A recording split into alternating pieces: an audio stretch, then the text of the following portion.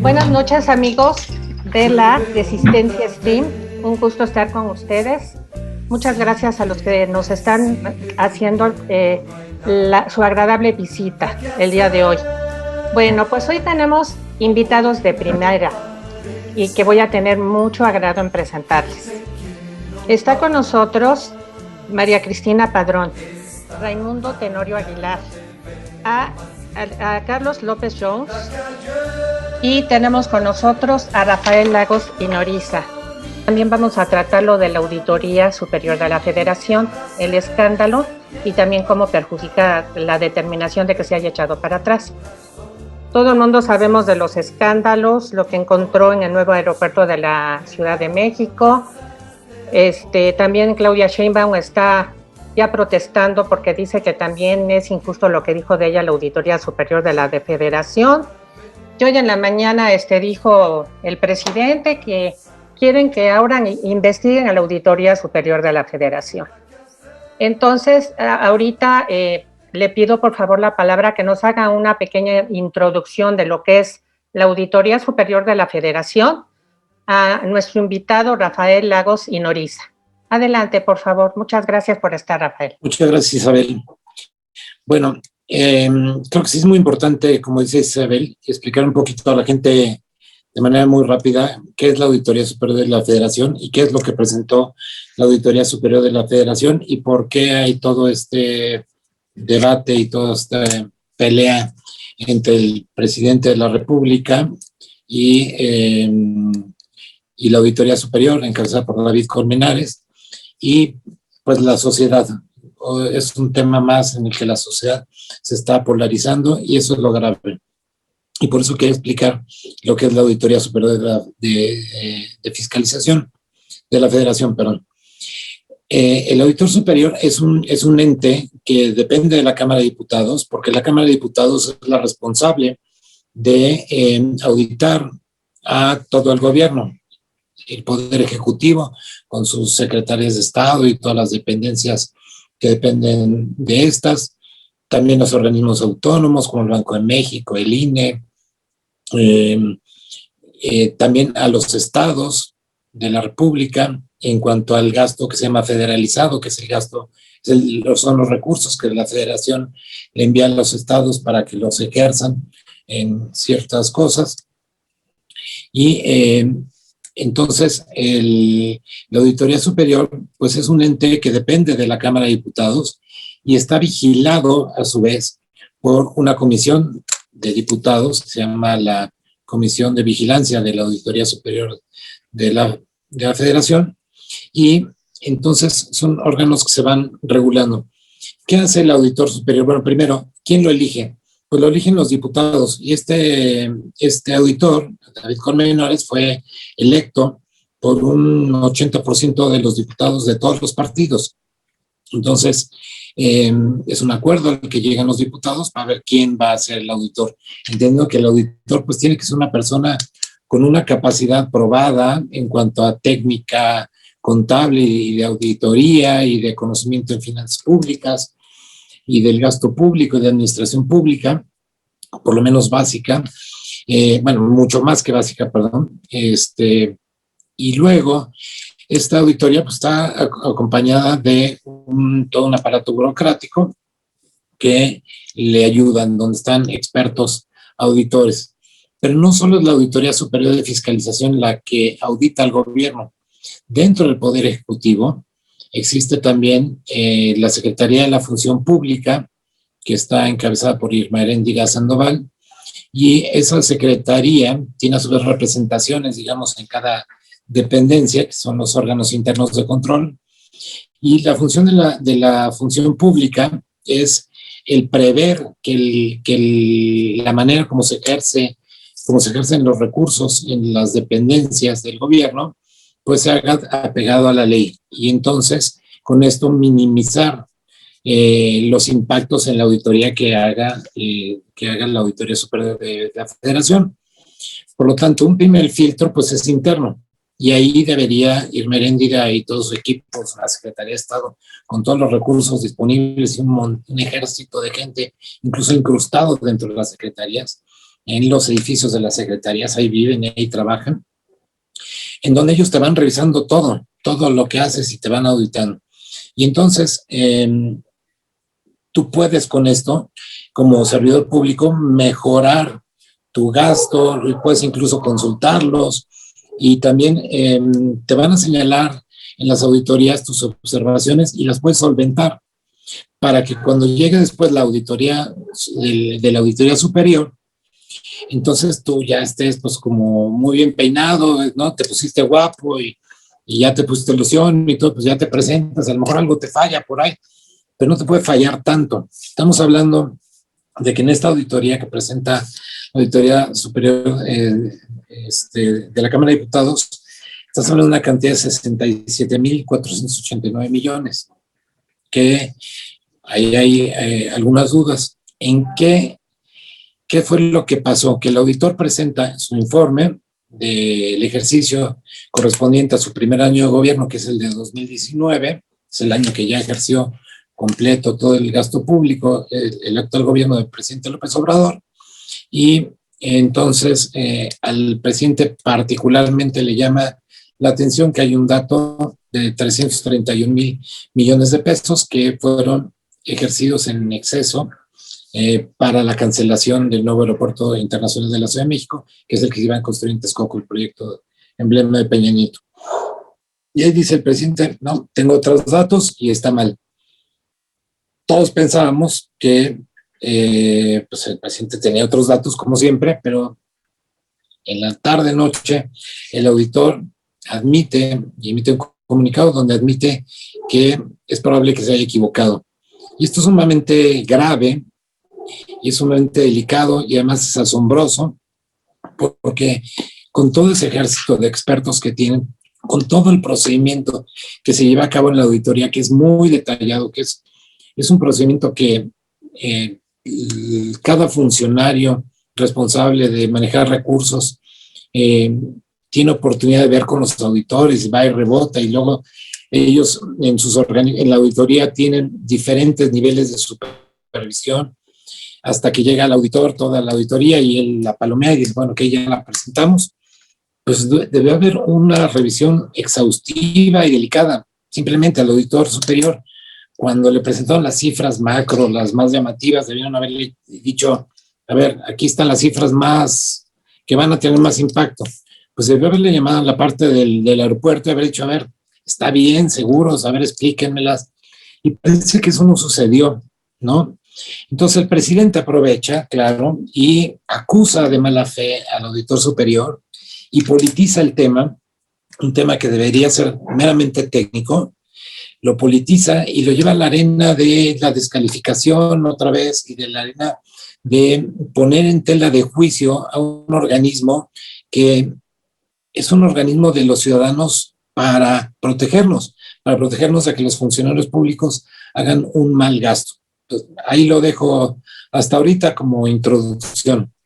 Bueno, miren, primero debo de poner de telón de fondo que este grupo que se ha conformado de la resistencia VIP es justamente para compartir preocupaciones con respecto a la concentración del poder de parte de Andrés Manuel López, como también de Morena, y que el propósito de esas comparticiones que hemos hecho en estas reuniones de Zoom es encontrar justamente esos espacios, esas rendijas por donde debemos de mover conciencias hacia el 6 de junio y eventualmente denunciar también prácticas antielectorales. Aquí yo he escuchado a Carlos X González, a Mario Di Constanzo, cuando invitaron al señor presidente del PAN, no me acuerdo cómo se llama, etcétera. Y ha sido ese el propósito, tener carnita, tener información para poder contrarrestar justamente la fuerza electoral de Morena y particularmente a Andrés Manuel López hacia el 6 de junio. Yo quiero decirles que con el reporte que tenemos y los anteriores de la Auditoría Superior que se dieron en este año, porque son 3 reportes al año, cuatrimestrales, la oposición tiene una mina de oro. Tiene una mina de oro, porque las observaciones de la Auditoría Superior de la Federación no son la contabilidad solamente tradicional, de revisar flujos, de contrastar cifras de programas contra metas, va también la contabilidad administrativa, es decir, revisan procesos también desde gobernanza hasta procesos de cumplimiento de programas, si se da capacitación técnica que se prometió, si no se prometió, etcétera. Es una verdadera mina de oro para la oposición. ¿Por qué? Porque si el discurso político manipulador de Andrés Manuel ha sido combatir la corrupción, barrer las escaleras de arriba para abajo, etcétera, y cada acto que hay de corrupción de su gobierno lo esconde bajo la alfombra, o bien va desde que dice que son aportaciones, etcétera, etcétera, etcétera. Lo que debe hacer la oposición, ¿de acuerdo? Y yo, si fuera consultor de algún candidato de oposición, se lo pondría en su escritorio como consultor, no de gratis. Le pondría en sus manos la información con la cual puede denunciar actos de corrupción en el primer año del gobierno federal. Pero también hay actos obviamente, que no son necesariamente de corrupción. Esta auditoría nos está diciendo también, con el carácter administrativo y contable, dónde están esas omisiones, dónde están esa falta de transparencia, dónde está el no cumplimiento de las metas, es decir, el uso del recurso del presupuesto de los mexicanos de manera clara, transparente. Y entonces, bueno, pues ahí yo le pedí de favor a Isa que me permitiera compartir pantalla. Miren, lo importante aquí cuando yo les digo a ustedes que tenemos una mina de oro, las observaciones que se hacen por parte de la Auditoría Superior de la Federación son para que los que son aludidos puedan corregir las observaciones, o bien incluso quien quiera judicializar los actos en los cuales hay evidente peculado o hay actos ilegales. Por eso es que la señora Rosario Robles, por eso está en el bote, porque periodistas que hicieron uso de los informes de la Auditoría Superior de la Federación pudieron construir el teje y maneje de lo que se llama la estafa maestra. Entonces, hoy en día, y repito, por eso introduje que el propósito de este grupo de la resistencia VIP, pues es justamente tener información para contrarrestar la fuerza electoral de Morena, denunciando justamente sus actos ilegales. Y entonces, esto que tenemos en este informe de la Auditoría Superior de la Federación puede permitirle a nivel local, por ejemplo, La Paz, Baja California, tiene 68 millones observados en este reporte de desvíos de recursos. Entonces, imagínense esto, pues denunciarlo a nivel local, pues bien que mal va convenciendo al electorado de que el primer año de Morena ha sido un año de corrupción.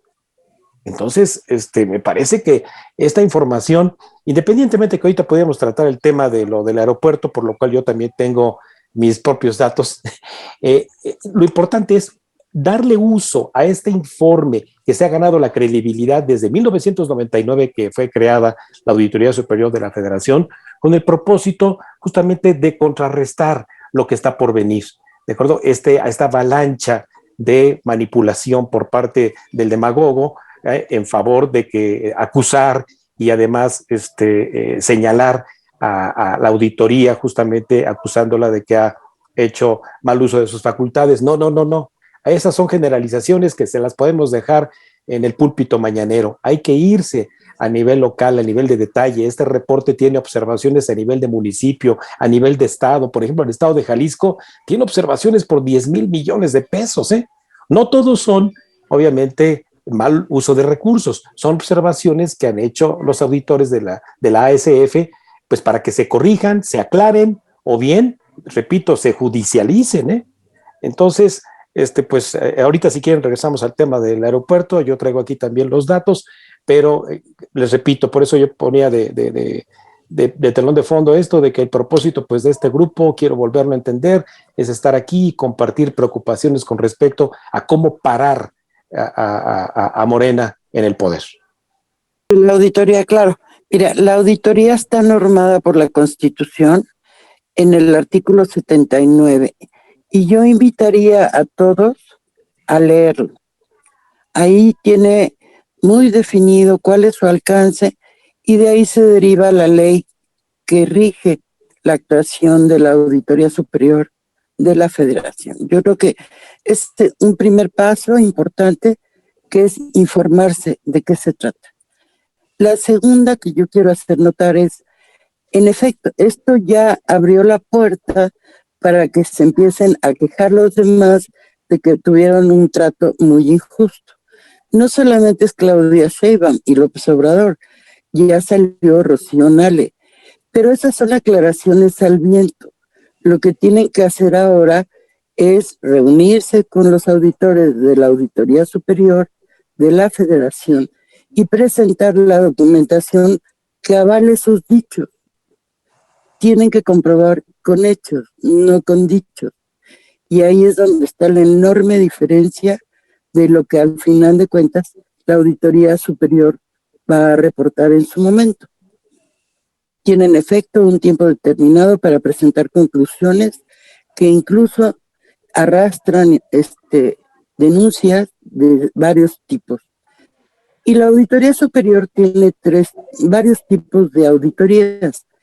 Una de ellas es la de, en efecto, la administración. En ese caso, ahí nos dice la eficiencia o no de las dependencias que están sujetas a la revisión del gasto federalizado, qué tan eficientes fueron o no en el manejo de sus recursos. Hay otra que es enteramente de fiscalización, y esa es la que le van a aplicar ahora al NAIM. Ahí dejaré a Raimundo que dé una explicación. Y finalmente tienen incluso algunas auditorías que les llaman forenses. Ahí se van a un detalle mayor. Hacen visitas, en fin, comprueban datos de lo que tienen registrados en las dependencias que están siendo auditadas. Como vemos, la aplicación de la auditoría abarca en efecto toda la administración pública, desde su funcionamiento hasta el recurso, cómo se usó, y tienen que ver por todas las dependencias federales que están haciendo uso de los recursos públicos. Lo que llama la atención, por ejemplo, en el caso del gobierno de Morelos, es que habla ya de un desfalco de millones de pesos en 17 dependencias donde desapareció el dinero auténticamente. No saben qué destino tuvo. Y fueron dependencias que dependen del gobierno del Estado. Ese tipo de cosas son las que hay que puntualizar. Aunque tienen todavía la oportunidad de aclarar el destino de esos recursos, todo indica que no hay la documentación oficial que lo avale, y ahí sí tienen que presentar toda la información. Empezaría con eso. ¿Me permiten un comentario? Sí. Yo nunca he pertenecido a ningún partido político, ni me interesa. En consecuencia, pues yo hablo como ciudadano. Entonces yo creo que los mexicanos tenemos una memoria muy corta. A ver, el escándalo de corrupción de Calderón fue la estela de luz. 1,300 millones de pesos costó la estela de luz. Perfecto. ¿Cuánto se gastó? No sabemos. Luego se gastó 2,500 millones de pesos en una barda que se gastó el ejército para hacer la barda de la refinería de Tula. Y luego le dijeron, es que México no necesita una refinería, señor presidente. Va a perder dinero en esa refinería. Bueno, pues ya nos dio los votos que necesitamos para llegar al poder. Haya sido como haya sido. Hicimos la barda, se cancela la barda, 2,500 millones de pesos tirados a la basura. Luego llegó el presidente Peña. 70 millones de pesotes de una casa. ¿Cómo es posible que se gaste 70 millones de pesos en una casa la esposa del presidente, que además trabajó toda su vida para Televisa con sueldo de 1 millón de pesos mensual? Y se gastó 6 años de su trabajo ahí. ¡Increíble! Y hasta le pedimos que saliera en televisión y que se arrodillara y que no sé qué. Bueno. Pero llegó la estafa maestra. 7,000 millones de pesos. No, bueno, pues ahí sí ya estamos hablando de palabras mayores. 7 estelas de luz, 3 bardas perimetrales. No, nadie más ratero que Peña Nieto. 7,000 millones de pesos. Y ahora, 50,000 millones de pesos en gastos varios. Eso fue una. 70,000 millones de pesos que no sabemos a dónde se fueron. Estamos hablando de 70 estelas de luces. Estamos hablando de 10 estafas maestras. El aeropuerto. A ver, Es increíble que nuestro secretario de Hacienda sea de nivel de primero de primaria. Raimundo, tengo entendido que era maestro de economía, lo hubiera reprobado 10 veces. Las cuentas que él dio ayer, simples y sencillas. 80,000 millones de pesos. 80,000. Son algo así como 15 estafas maestras, como 80 estelas de luz, como 40 bardas. 80,000 están enterrados, él lo dijo, enterrados en Texcoco. Perdimos todo ese dinero, ya está enterrado. Ya no lo vamos a poder sacar. Debemos 86,400 millones de pesos en bonos. Y como no los tenemos de cash ahorita, nos va a costar 160,000 millones de pesos pagarlos con todo a intereses. Pero entonces tenemos otro problema. Como en 2018 ya íbamos a tener un aeropuerto y hoy no tenemos un aeropuerto, hacer un aeropuerto nos cuesta 100,000 millones de pesos, que eso cuesta a Santa Lucía. Entonces vamos a sumarle 86 enterrados, 86 de bonos que tenemos que pagar, 160, más 100,000 que nos cuesta Santa Lucía, 260,000 millones de pesos. Es 2 veces el presupuesto de salud de este año. Con 260,000 millones de pesos tenemos más de 200 millones de vacunas, más o menos, para que nos quede claro. Con 260,000 millones de pesos pagamos el cáncer para todos los niños de México en los próximos 10 años, que hoy no tienen vacunas. Con 260,000 millones de pesos pagamos todos los tratamientos de diabetes de todos los mexicanos mayores de 45 años de aquí hasta el año 2050 y nos sobra dinero. 260,000 millones de pesos. Pero no es solo eso. Hay una cosa que se llama costo de oportunidad. El costo de oportunidad es lo que yo tenía en la opción A y lo que tengo en la opción B. En la opción A tenía yo un hub. Un hub es un aeropuerto tan grande que se permite tener hangares para que ahí lleguen los aviones y sean reabastecidos, se les dé mantenimiento, y en un hub hay ingenieros que ganan mucho dinero, hay una gran cantidad de personal, y eso en Santa Lucía no se puede, es muy pequeño Santa Lucía. Texcoco iba a ser un hub, iba a generar 500,000 de empleos. Como iban a llegar una gran cantidad de aviones a Texcoco que no van a llegar a Santa Lucía, eso iba a hacer que una gran cantidad de esos aviones saltaran a Cancún, a Orizaba, a Veracruz, a Tijuana, a Monterrey, a Guadalajara. Íbamos a aumentar el número de vuelos a todas las ciudades del país. Más o menos, eso iba a generar una derrama económica de 200,000 millones de pesos anuales adicionales, 1% del PIB. Si en lugar de crecer 2, íbamos a crecer 3. Si en lugar de crecer 3, íbamos a crecer 4 cada año. ¿Cuánto nos da Santa Lucía? Pues suponiendo que tenga permisos, porque Santa Lucía no tiene permisos comerciales, no puede llegar un pasajero ahí porque se llevan todas las demandas del mundo, pero suponiendo que se los den, Santa Lucía no nos va a dejar más de 20,000 millones de pesos. Santa Lucía, 100 días del año no puede operar de 6 de la mañana a 12 del día por neblina. Es nada más cosa de ir y ponerse uno ahí, van a ver que la neblina es espantosa. 20,000 millones que nos da Santa Lucía contra 200,000 millones que nos da Texcoco. El costo de oportunidad anual son 180,000 millones de pesos entre 2022, que empieza a operar Santa Lucía, y probablemente 2028 o 2030, que va a tener que volver a operar Texcoco porque no hay de otra. Si suman 10 años de costo de oportunidad, están hablando de 2 billones de pesos. Quemamos dinero a lo loco. Es increíble el nivel de corrupción de este gobierno. No hay otra forma de llamarlo. Es el gobierno más corrupto en la historia de México. 50,000 millones de pesos a gastos varios. ¿Cómo gastos varios? 50,000 millones de pesos. 70,000 millones de pesos en este segundo informe a, pues no lo sé. El solo hecho de que un peso de jóvenes construyendo el futuro se haya ido a jóvenes que ya fallecieron y que hay más de 70 millones de pesos, de acuerdo con esa cuenta, que están en cuentas de fallecidos, es más que suficiente para que la secretaria alcalde de Trabajo debería de presentar su renuncia a la de ya Y se debería de cancelar ese programa a la de ya, hasta hacer un padrón público y saber de todos los jóvenes, 1, en dónde trabajaron, 2, qué aprendieron, 3, tienen o no tienen trabajo. Porque si no consiguieron trabajo, si no consiguieron nuevas habilidades, estamos quemando dinero. Jóvenes Construyendo el Futuro se está llevando 50,000 millones de pesos.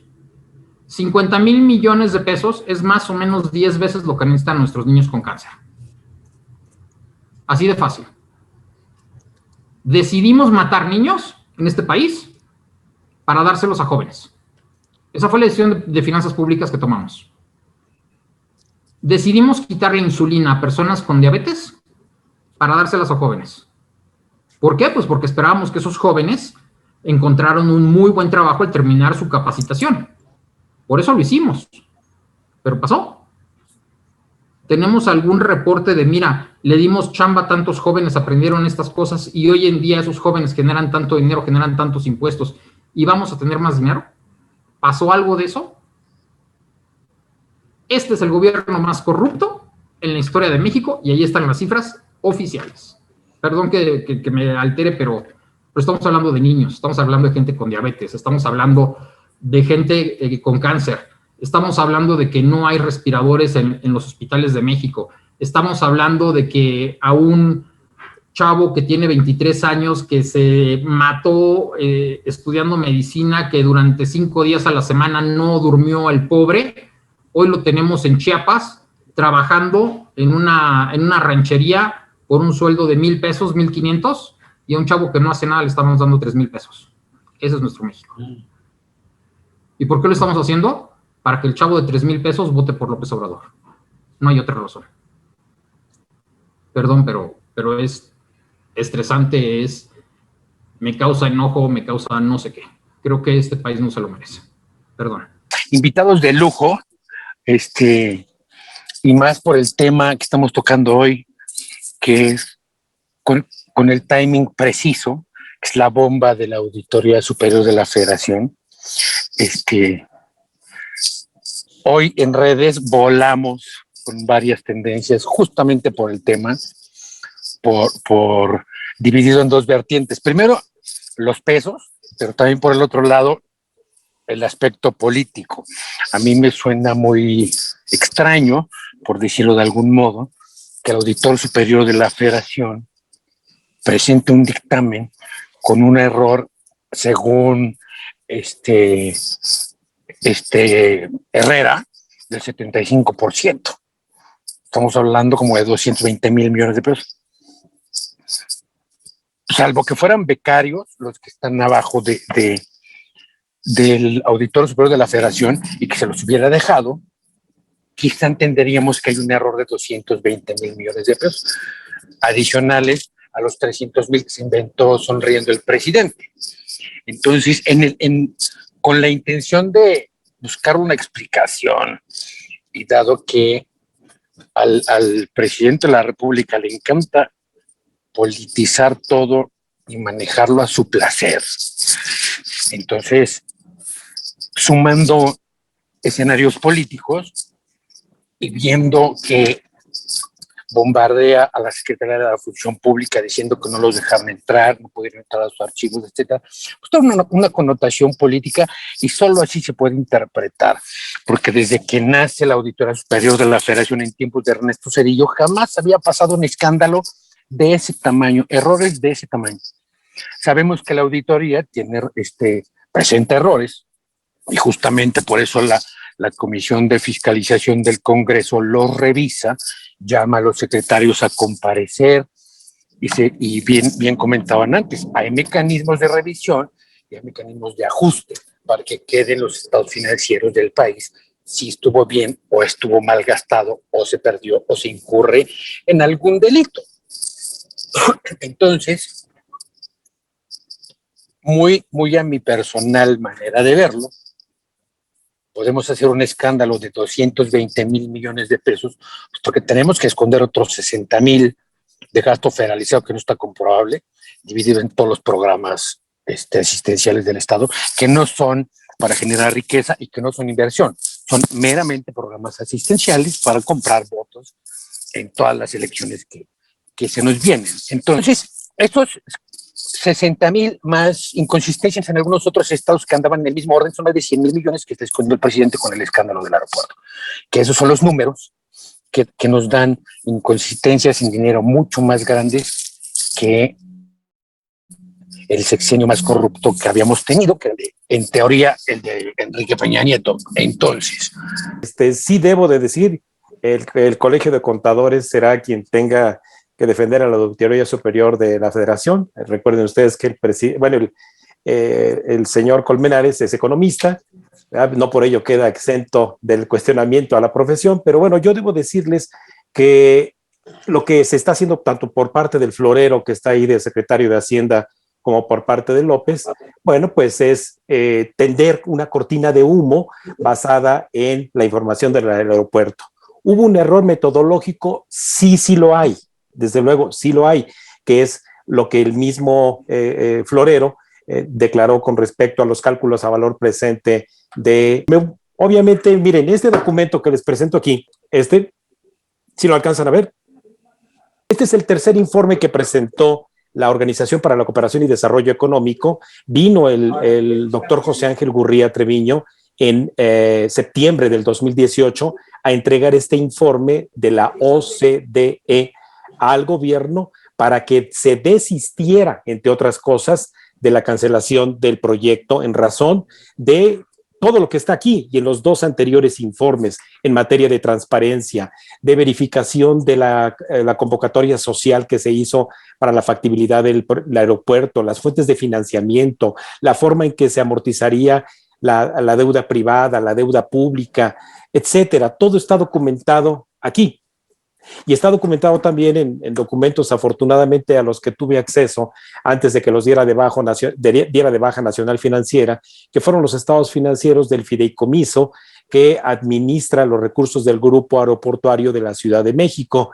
En aquel momento, desde diciembre de 18 y después en enero de 2019, yo compartí una serie de hilos, de tweets, en donde, bueno, pues ahí están las evidencias escritas, datos matan relatos, respecto a que lo que mencionó hace un momento mi colega Carlos López Jones, de que lo que está en ese último renglón de este concepto de proyecto del aeropuerto, 160 y tantos mil de gastos adicionales, es la proyección de la deuda que hay que pagar de bonos, el capital de los bonos, que son 4.200 millones de dólares, más 4.388 millones de dólares en intereses. Es decir, el pasivo que se tiene por parte de nosotros los mexicanos en eso que denominó la Auditoría Superior de la Federación como gastos adicionales por 160 y tantos mil millones de pesos y que acaba de ratificar Carlos López Jones, son el capital de los bonos más los intereses. Lo que pasa es que obviamente el florero de Hacienda a lo que se dedica a decir es que debemos 4.200 millones de dólares en esos bonos que se van a pagar. Pues sí, mi rey, ¿verdad? Nada más lo que no le dices a la gente es que las tasas de interés a las cuales fueron renegociados esos bonos por la tarugada de haber cancelado el proyecto suman 4.388 millones de dólares que se pagan en cupones llamados intereses semestrales. Pero bueno, ese en su momento, repito, yo lo tuiteé y lo puse ahí en enero del 2019. Pero repito, no nos concentremos en este distractor, esta cortina de humo que es el proyecto del aeropuerto. Hay forma de poder contrarrestar la información que está ya intentando manipular el florero de Hacienda. Lo que sí debo decirles es que la información que está en el resto del informe de la Auditoría Superior de la Federación es suficiente para poder poner en evidencia las inconsistencias, errores, omisiones, desviaciones de recursos de este gobierno de cuarta, incluyendo, ya se los compartía yo, a gobiernos de Acción Nacional, de Movimiento Ciudadano, del Revolucionario Institucional, que están también ahí a nivel municipal y a nivel estatal, ahí con cuentas no muy claras. Entonces, bueno, pues ya saben ustedes, en el informe de la auditoría le toca por igual a todos. Por eso cuando Rafael introdujo y dijo, bueno, pues es un órgano de los ciudadanos, no es de los adversarios del demagogo, no, es un órgano de los ciudadanos y es un órgano de los organismos autónomos que debemos de cuidar su existencia, así como cuidamos la del INE, la de IFETEL, la de Banco de México, igual con este organismo. Así que pues ojalá y que en las semanas por venir podamos a través de nuestras redes sociales, por los medios que se deba, ir contrarrestando, repito, esta fuerza demagógica con la que López, desde luego, pues quiere contrarrestar lo que es evidente a todas luces, que es su corrupción. Yo los invito a que vean los resultados de Coneval con relación a todos los programas sociales de López Obrador. Jóvenes Construyendo el Futuro es uno, pero si ponemos de los 17 que analizan, prácticamente todos tienen muy serios problemas, muy serios. Uno de los más frecuentes es que no tienen definido la población objetivo y eso hace que el dinero se distribuya con una discrecionalidad bárbara. Y por supuesto, y nada más, Jóvenes Construyendo el Futuro no tiene como objetivo crear empleo, ¿eh? No. No es uno de sus objetivos. Es simplemente que aprendan herramientas para poder trabajar, pero no la colocación de trabajo. Y ahí es donde vemos los resultados. El año pasado creo que fueron 2.5% de todos los participantes que lograron obtener posteriormente un empleo. Eso lo dice Coneval. Yo los invito a reforzar todo esta información que está soltando la Auditoría Superior de la Federación y empatarlo con los resultados de Coneval, que acaban de dar a conocer hace poco tiempo. Vale la pena entrar a eso y veremos que van aparejados, van de la mano, en términos de lo que se esperaba y lo que realmente se obtuvo. Muchas gracias, eso es todo. Y reforzando rápido lo que dices, Cristi, es cierto. Además, pues yo no sé qué tanta corrupción digan que hayan habido en otros gobiernos. Digo, sí la ha habido. En la de Enrique Peña Nieto la habrá habido. Yo sí les puedo decir. Yo también fui funcionaria pública y el INAI nos pedían datos y siempre dábamos los datos bien, con las cifras bien, con la información bien y debidamente debidamente sustentada. Cosa que este gobierno no quiere hacer. Jamás hemos pedido, nunca han pedido otros gobiernos que desaparezcan instituciones como lo están haciendo ahora, porque finalmente el que nada ve, debe, nada teme, ¿sí? Cuando uno tiene todo ordenado, sustentado y no ha sido corrupto, se puede presentar la información que nos pide la gente. Y así es como debe de ser. Todos los funcionarios públicos tenemos la obligación de rendir cuentas. Y estos de hoy en día también tienen la obligación de rendirlas. Vamos a ir cerrando. Rafa, tú vas a despedir el programa, pero me gustaría que vayan cerrando, por favor. Cristi, ¿algo más que agregar para ir cerrando el programa? Pues sí, yo creo que es muy importante no dejar a un lado todo lo que se ha dicho acerca de los resultados de la auditoría. Me viene a la memoria que nunca había visto que una auditoría arrojara como resultado que no se pudo cumplir con el derecho a los servicios de salud por la cuestión de la compra de medicamentos, entre otras cosas. Esto es gravísimo, gravísimo. Nunca lo había visto. Y yo creo que hay responsables, hay firmas, y esos son los que tienen que rendir cuentas. Muchas gracias, Cristi.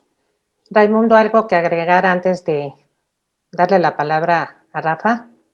Bueno, que está a su disposición, ya lo había yo compartido desde el día martes, me parece, el lunes, a Tere Lagos, el documento, el informe ejecutivo de la Auditoría Superior de la Federación, que son 386 páginas, y bueno, pues desde luego de ahí derivan todas las cédulas a las que eventualmente podríamos tener acceso.